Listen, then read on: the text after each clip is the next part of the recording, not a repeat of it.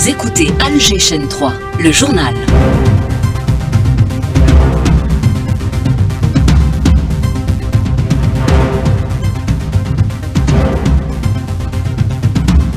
12h30 sur les ondes d'Alger Chaîne 3, voici les titres de cette nouvelle édition. IATF, les entreprises publiques et privées algériennes ont signé jusqu'à maintenant des accords dépassant les 310 millions de dollars. Une 5e journée de l'événement marquée par de nouveaux contrats, des rencontres thématiques et des visites officielles des stands de la foire intra-africaine avec l'équipe de la 3 mobilisée. Toute une page à vous proposer dans quelques instants. Éducation nationale, une plateforme est ouverte dès aujourd'hui pour les parents d'élèves concernés par les transferts. Aoulia.education.dz, des documents sont à fournir, mais pas de date limite. Le Haut Commissariat à la Mazérité, des formations seront dispensées au profit des encadrants en éducation. Le HCA fait aussi son bilan sur les supports pédagogiques. À l'international, il y a la situation chaotique qui prévaut à Gaza sur tous les plans et l'Espagne qui prend une série de mesures contre l'entité sioniste. Ensuite également la crise politique en France avec la chute attendue du gouvernement Bayrou lors d'un vote de confiance, sauf surprise. Culture africaine, des dossiers de classement du patrimoine des experts de 15 pays du continent réunis à Alger avec le Fonds mondial et africain du patrimoine. Et puis en sport, football mondial 2026, 8e journée des qualifications, très attendue. Le match Algérie-Guinée, ça sera à 17h. Mesdames, Messieurs, bonjour, bienvenue à tous. 5e journée de la foire commerciale intra-africaine. Le programme de cette journée est marqué par de nouvelles rencontres économiques et thématiques, par la signature de nouvelles conventions de partenariat et par la visite du président du Sénat, Azouz Nasri, qui fait en ce moment le tour des stands. On y reviendra avec Sofia Boukarcha qui l'accompagne. En attendant, le ministre du Commerce extérieur et de la promotion des exportations, Kamel Zig, a réaffirmé ce matin l'engagement de l'Algérie en faveur du développement des infrastructures en Afrique, soulignant l'importance des partenariats et de la coopération continentale pour accélérer la croissance économique et sociale, tout en annonçant la conclusion de plusieurs accords et opérations avec des partenaires du Sénégal, de l'Égypte, de la Tunisie, de la Libye et de la Mauritanie, soit un total de 9 conventions, parmi lesquelles figurent notamment celles signées par le groupe Condor avec Procom Sénégal, PC Plus Group Holding, Condor Nardi Égypte, Condor Libya, Lassar, le Condor Électronique International Tunisie, ainsi que MDP Group Mauritanie. La synthèse est signée Ibti Haladoun.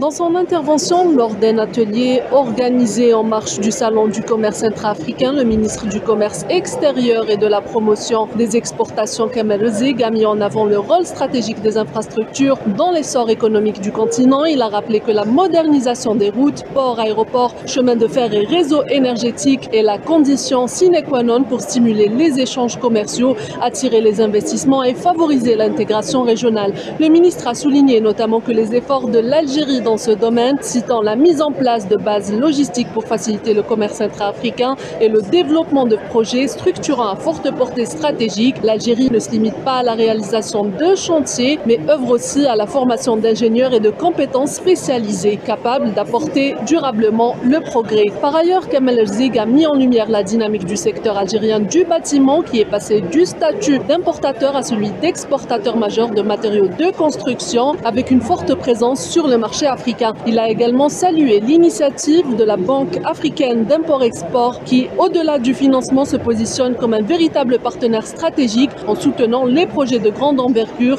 et en proposant des solutions de financement innovantes. Enfin, le ministre a insisté sur l'importance de renforcer les partenariats publics-privés et de consolider la coopération entre États, institutions financières et opérateurs économiques. Des palais des expositions, Ibti Haladoun, Alger Chaîne 3. Le ministre des Travaux publics, Lakhdar Khroukh, souligne que l'Algérie, forte de 2 décennies de grands chantiers dans les infrastructures, dispose aujourd'hui d'entreprises aguerries. Ce savoir-faire acquis dans les routes, autoroutes, ouvrages d'art, chemins de fer et barrages hydrauliques est désormais mis en avant comme un modèle et une ressource à partager avec les pays africains engagés dans leurs propres projets structurants. Une déclaration faite en marge de l'IATF. On l'écoute, il s'exprime au micro de Ibti Haladoun.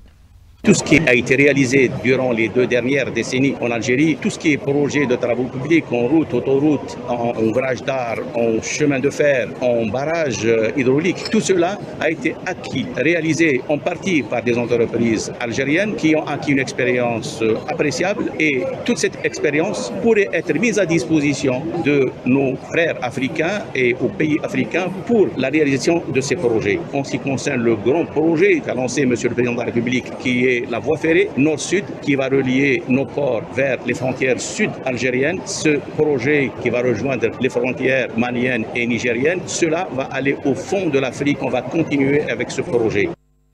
Et au cœur de cet événement de l'IATF 2025, le groupe Madar affiche ses ambitions régionales à travers la signature d'un premier contrat d'exportation de sucre vers la Libye d'une valeur de 280 millions de dollars.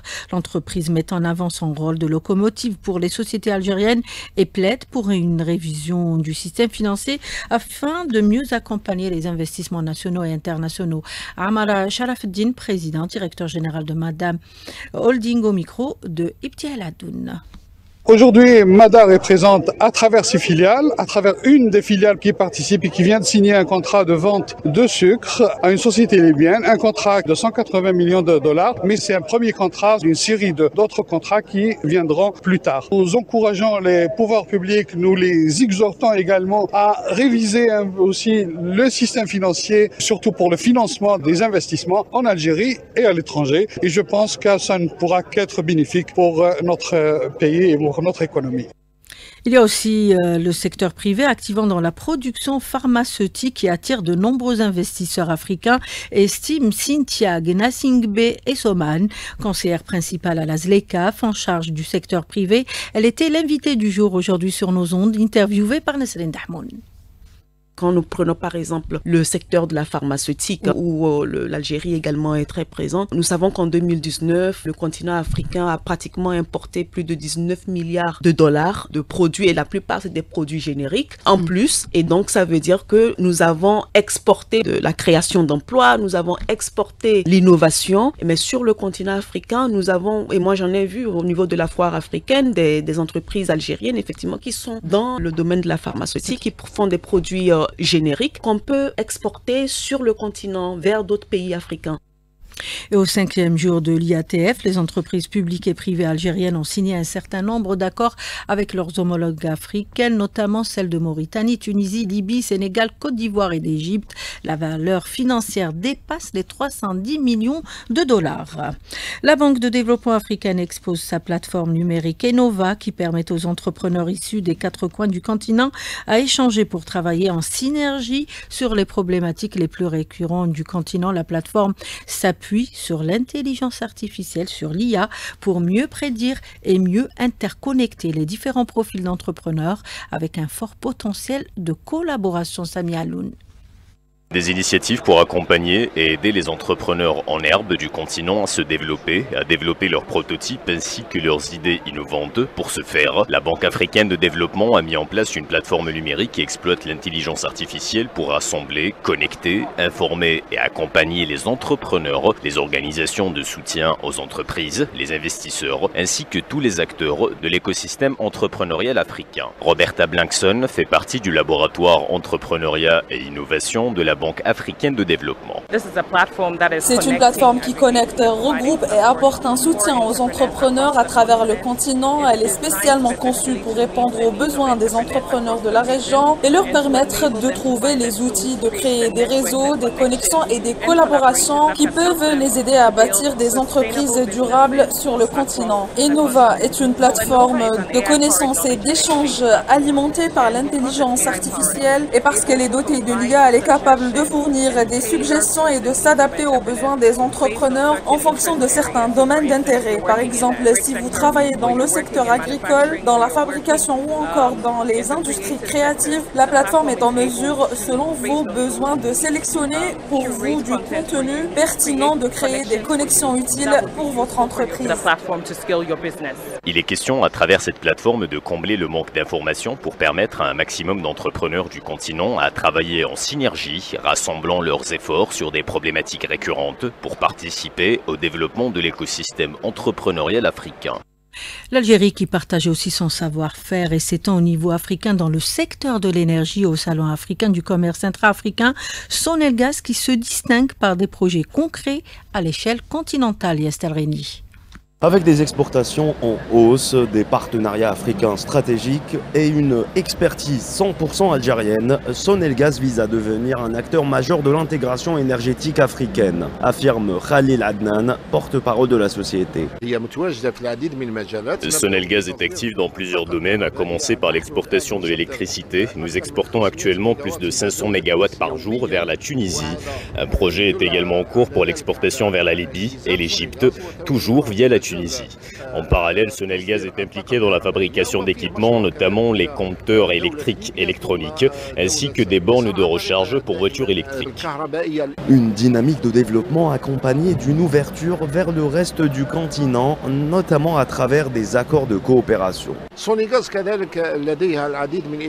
Sonelgaz a également signé de nombreux accords de coopération, notamment avec l'organisation West African Power Pool, qui regroupe 14 pays africains membres de la CEDEAO, et l'association AREQ, qui regroupe 54 institutions africaines du secteur de l'électricité et du gaz. Grâce à ces partenariats, nous avons formé des techniciens en électricité et gaz, issus de 14 pays africains via nos écoles.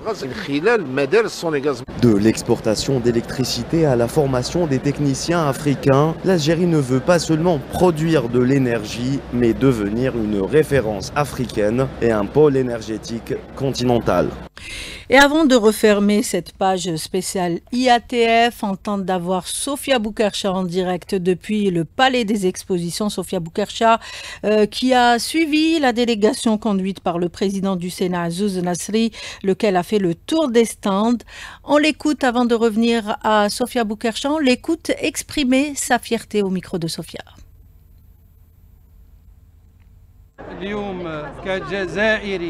Aujourd'hui, en tant qu'Algérien, je suis fier, très fier même d'être présent dans ce lieu, un lieu qui a exprimé avec sincérité la place de l'Algérie en Afrique, et cela avec le témoignage de tous. Je pense que ce salon est véritablement une vitrine qui met en valeur tout ce que possède l'Algérie comme potentialité, qu'elle soit humaine ou matérielle, afin de servir l'Afrique et sa profondeur. La volonté politique est là, le président de la République, vous l'avez suivi lors de l'ouverture de cette manifestation, vous avez entendu ses propos. Je crois que toute l'Algérie est mobilisée, je crois que toute l'Algérie est déterminée à réussir cette grande rencontre. Avec ses partenaires, banques, responsables politiques, chefs d'État et avec tout cet élan, l'Algérie réussira, l'Afrique réussira et l'Algérie sera toujours au rendez-vous, en première ligne, prête à fournir toutes les conditions et tous les moyens pour un développement durable au service de l'Afrique.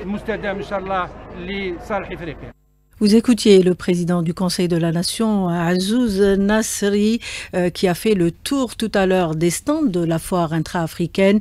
Sofia Boukercha, vous avez aussi fait partie de la délégation qui l'a accompagnée.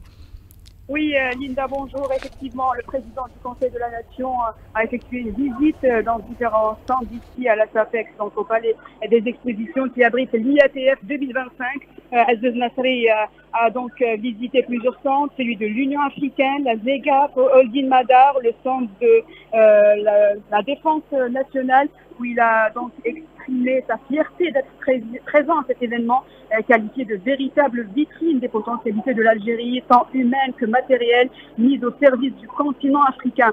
Il a souligné également la volonté politique portée par le président de la République et la mobilisation nationale. Il a insisté sur l'importance de ce rendez-vous continental. Il a assuré que l'Algérie restera toujours en première ligne pour accompagner le développement durable de l'Afrique aux côtés de ses partenaires. Merci Sofia Boukercha. Ce dossier d'IATF n'est pas totalement fermé puisque vous suivrez juste après cette édition une nouvelle émission spéciale qui sera animée par Hakima Kamel. 12h44 sur les ondes d'Alger, chaîne 3, l'ouverture dès aujourd'hui de la plateforme numérique dédiée aux demandes de transfert des élèves pour cette année scolaire. Parents et tuteurs sont donc appelés à effectuer cette procédure en ligne via leur espace personnel sur le site awliya.education.dz. Ils doivent remplir toutefois beaucoup de formalités, selon Nadir Khansous, il est directeur de l'éducation de la wilaya de Chlef, contacté par Mayel Kenz. Le transfert se fait par une demande du tuteur à travers son compte personnel sur le site awliya.education.dz. En remplissant la demande de transfert électronique et en scannant les pièces nécessaires pour le transfert. 1. une résidence ou une attestation prouvant le lieu de travail du père ou du tuteur. 2. Un rapport médical justifiant une maladie chronique ou un handicap. La réponse sera donnée par le directeur d'établissement en moins de 48 heures après l'étude du dossier et toujours sur le compte personnel des parents. Et la plateforme sera opérationnelle sans date limite. L'enseignement de la langue tamazight, le HCA fait son bilan ce matin, notamment en matière de production de supports pédagogiques destinés aux enfants dans les deux langues. Pour la rentrée sociale, l'ETUSA qui va renforcer ses dessertes dès dimanche prochain, de nouveaux bus et un programme qui démarre dès 6h du matin jusqu'à minuit. Mehdi Hidaoui a tendu le micro à quelques citoyens, on les écoute. C'est une très bonne nouvelle, il y aura plus de disponibilité avec la rentrée sociale, ça va fluidifier le trafic. Ça fait plaisir d'entendre ça, que ETUSA Z des bus en plus, surtout que la rentrée sociale c'est pour bientôt, ça va nous faciliter les déplacements. درنا حاجة مليحة كي زادت لنا الكيران، هكا يوغا بلوس دو فاسيليتي دو سو ديبلاسي، وكي كاين بزاف الكيران هكا تيك ما نستناوش بزاف. L'armée sioniste qui enchaîne les bombardements sur Gaza, aucun Palestinien ne doit y rester, à reprendre les propos des dirigeants sionistes. C'est une véritable chasse à l'homme qui est enclenchée. Le témoignage de Loubna Halimi depuis Gaza, contacté par Karima Bennour. Dans la ville de Gaza, depuis une semaine, les bombardements sont cessés sur la bande de Gaza. La situation est très catastrophique. Les bombardements, cette fois, est très fort, pas comme d'habitude. Les gens de Gaza savent bien quoi faire. Est-ce qu'il s'est mis de rester ou de quitter la ville de Gaza vers le sud? Il y a des centaines de frappes. Elles ont bombardé des centaines de maisons. Les gens de Gaza actuellement comptent beaucoup sur la résistance. Inch'Allah, cette fois, la résistance réussit à changer cette situation. Et l'accord entre l'occupation israélienne et les partis palestiniens, ça marche. Une trentaine de martyrs à déplorer depuis ce matin et le bilan reste non encore définitif. L'Espagne qui annonce une série de mesures pour mettre fin au génocide à Gaza, un embargo sur les ventes d'armes vers Israël et interdiction d'accueillir dans les ports espagnols des navires de carburant pour les soldats sionistes. Le gouvernement espagnol reste l'une des voix européennes les plus critiques à l'égard de Netanyahou. Sahara occidentale, une conférence internationale est organisée aujourd'hui à Genève en présence de représentants de pas moins de 55 pays. Il s'agit de rappeler à l'ordre le Marzen sur le non-respect des droits de l'homme dans les territoires sahraouis occupés et surtout les droits des enfants. Mohamed Oueldechir, chargé d'affaires à l'ambassade sahraoui à Alger, contacté par Karima Bennour. Vous n'êtes pas sans savoir que le Maroc mène une politique systématique dans les territoires occupés, marginalisés des enfants sahraouis. C'est une discrimination qui a été reportée par des organisations de défense des droits de l'homme. Les enfants sahraouis sont marginalisés sur le plan de l'éducation, notamment. Ça s'inscrit dans une volonté manifeste par le Marzen de faire de cette population une population qui vit de l'assistanat. En France, jour de vote pour le gouvernement de François Bayrou et sauf surprise, le Premier ministre n'obtiendra pas la confiance qu'il demandera aux députés cet après-midi et devra quitter Matignon. Alors, quels sont les scénarios possibles? Élément de réponse avec l'analyste politique Emmanuel Desfourneaux. Selon les calculs qui ont été faits par les états-majors, les sondages et autres, n'obtiendra évidemment pas cette majorité. Il y a trois scénarios possibles pour Emmanuel Macron. Soit c'est la dissolution afin d'avoir de nouvelles élections législatives. Le deuxième scénario, c'est de chercher des alliances. Et le troisième scénario, qui est voulu par FI et le Rassemblement national, ce serait en réalité la démission d'Emmanuel Macron pour qu'il y ait de nouvelles élections présidentielles anticipées. Il est peu probable qu'Emmanuel Macron démissionne. Il l'a dit qu'il ne le ferait pas, qu'il irait jusqu'au bout de son mandat, à moins que les grèves générales aboutissent à une paralysie sociale et sociétale absolue. Et là, il y aurait une autre forme d'instabilité politique et qui, évidemment, pourrait faire appel au sens des responsabilités d'Emmanuel Macron. C'était l'analyste politique Emmanuel Desfourneaux, contacté par Rabia Slimani. Direction maintenant le Palais de la Culture Moufti Zakaria d'Alger, où s'est ouvert en marge de l'IATF l'atelier international de l'évaluation des dossiers de classement du patrimoine avec le Fonds mondial et africain du patrimoine. 15 pays africains y prennent part à travers des experts. L'ouverture a été donnée par le ministre de la Culture et des Arts, Zohir Bellalou. Il s'exprime au micro de Salim Brahimi.